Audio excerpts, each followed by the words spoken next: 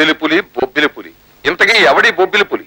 చచ్చిపోయిన చక్రధర్ తాలూకు మనిషా లేక అలాంటాశయాలే కలిగిన మరొకడా?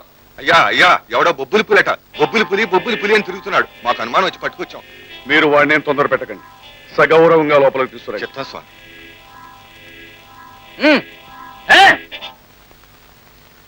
స్వామీజీ ఎవరెక్కడ?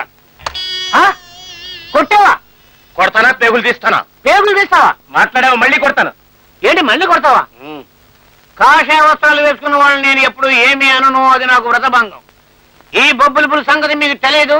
మళ్ళీ కొట్టారంటే మీ సంగతి చూస్తాం. ఏంటి రెండోసారి కొట్టావా? మొదటిసారి కొట్టిన వాళ్ళని నేను ఎప్పుడు మన్నిస్తూ ఉంటాను. రెండోసారి కొట్టిన వాళ్ళని నేను వేచి చూస్తాను. మూడోసారి కొడితే రక్తపాతం అవుతుంది. చూడండి రా, కొట్టండి రా.